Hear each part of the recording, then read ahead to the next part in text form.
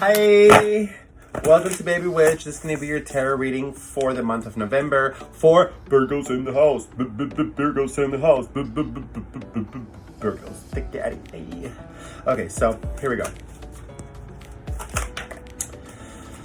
God, allow me to detach myself from any other energies that are not working for me right now. Close the door and all of it, and only allow me to focus on Virgo reading. Allow me to connect to the energy of Virgo and to a collective aspect of it, and allow me to detach myself from my opinion, my ego, and be nothing but pure intuition. So let it be.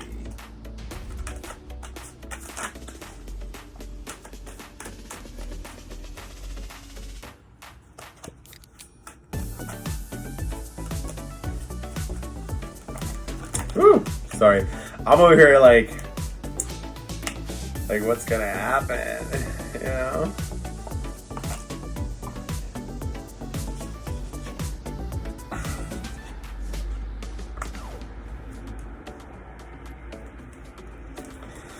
All right, so what do we got?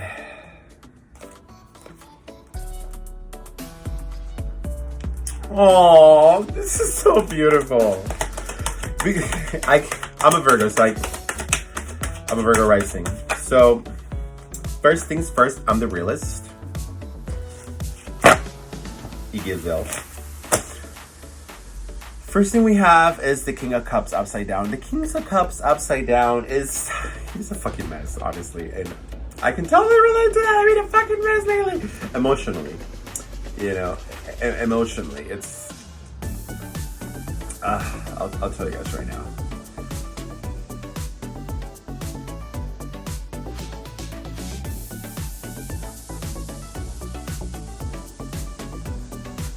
It's basically we become a little rude, a little. Let me not minimize shit. We've started the month on the left foot. We started drowning in a cup of water. Virgos. Oh my God, the world is falling. The world is falling. No, bitch, it's just a little fucking drizzle. But right into it, it's almost like there's this switch, because there's this hardcore fucking switch in here. Okay, first off, like. We go from that upside down King of Cups, which is like I'm fucking immature, I'm rude, I'm manipulative, I'm just like fuck you, fuck everything, like it's just emotions all over the place, maybe a little bit to addictive behaviors, all the way to the Sun card of like, it's almost like we're a fucking two-faced kind of person, like bipolar, almost like extreme. Like, boom, now we're good. Okay, no, we passed through it. Now, let's take in count that the beginning of the month, of this month, started with a new moon in Scorpio. Okay, so it throws us all off. It throws us all off. Okay, so there's that emotional kind of just woo, what the fuck was that? And you're just like, I'm fine. Like, have you ever seen those fucking sneaker chocolate commercials where have a sneaker? That's pretty much what just happened to us. We go right back to the sun. And not only that, we take a leap of faith on ourselves. We start believing on ourselves so fucking much that we actually start seeing, like, accepting where we are and accepting where we're going, and knowing that we can just take it there and we can go and we can fucking go for it.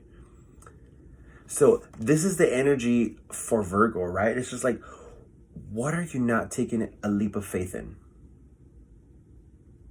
What are you not taking a leap of faith in? You've already gone. If you're in that emotional stage, flip it around, honey. Flip it around, Virgo, because this works different for everybody. If you're getting stuck into that emotional stage, flip it upside down. Start counting your blessings somehow. You know, like you got to find a way.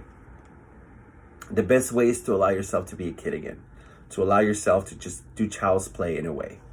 That kind of will regroup you a little bit, according to the card. So after that, we have the Ten of Swords. The Ten of Swords is like, you gone through some fucked up shit.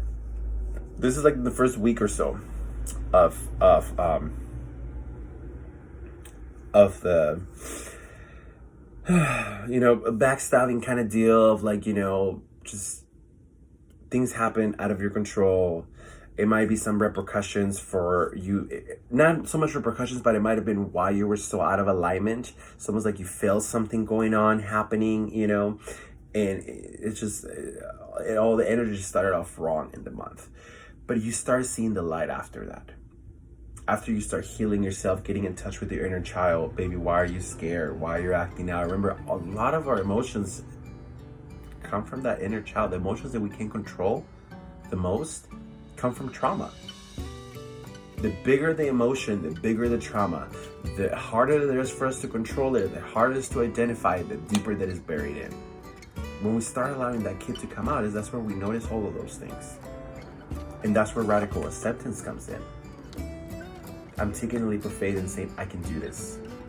As soon as we do that, I can see the light at the end of the tunnel. Yeah, I might feel like I got stabbed in the back 10 fucking times. But this is actually such a positive card. Like, it has such a bad, like, reputation because there's, like, a man stabbed in the back. But if you really look close, he's making this sign. And this means blessings are coming. Blessings are coming. Things out of the ordinary. We can actually go against the norm. It's not recommended that we break rules, but it is like, we're not going to do things that way that we used to, the traditional way that we used to. This may even come down to breaking our own regiment of how we were handling things. We were doing it a little too, almost like it was pre-written for us before that. But now we start finding our own word, finding our own truth, finding our own way of doing things. Because I love this. This is one of my favorite cards, the Hierophant. The Hierophant is like La Popesa. Like, she is the one, La Popesa, I think that's the name. She's the one that is like, these are the traditions, these are the rules. You want to step into my motherfucking game? You got to learn how to play with my motherfucking rules. Okay? But the way this works as well is, I know how to play the rules now. I know my way around the matrix. I learned the cheat codes, bitch. I made the cheat codes. What you gonna do now? I'm playing by your rules. I'm doing what you asked me to do. So at the same time, there's some sort of abuse that it's going to be reflected. Let me see if this is going to come from the outside or from within.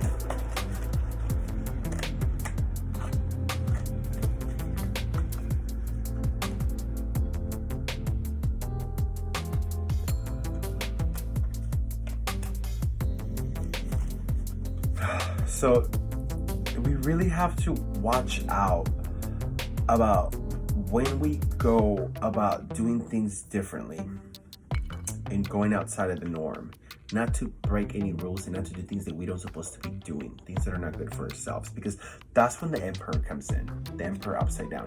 And the Emperor upside down could be someone who's not being fair to us. It's almost like either our job is not being quite fair to us, something is really going on that is making us react like a little bit kind of childish and immature when it comes down to our emotions again. It's not as hardcore as how we started the month.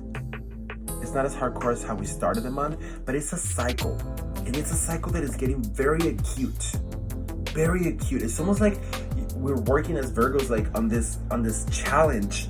And the challenge is like, no, I'm not gonna fucking put the remote control down. I'm gonna pass this fucking mission. And each time you do it a little better, but you're still kind of fucked up by the end, you know?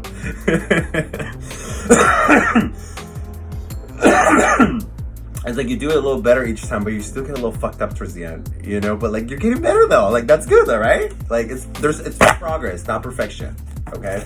That's what we said in the secret society that we're part of. You learn, you know what? I'm just gonna leave the whole fucking thing alone. You know, it's cool. Fuck it. I'm gonna get this eventually. I'm good. I'm a good person. Everything's gonna be okay.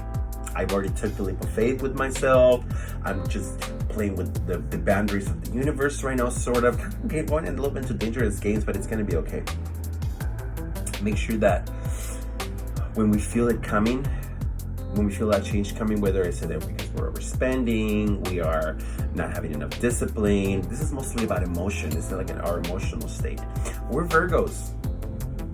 We are earth signs. We know how to stay grounded at the root of us. It's there.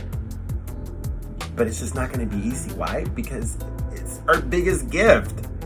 And like, the universe has this sick fucking way of doing things where if you're meant to be really good at something, I'm going to like make that your core, but then I'm going to put you all this other traits on top. They're going to like they're gonna make you work really hard for it. And guess what? It's not the core of you being a Virgo that makes you so good at grounding. It is the outside personality, character defects, and challenges and traumas that make you who you are at core. That made you. It was predicted by what you're going through in life.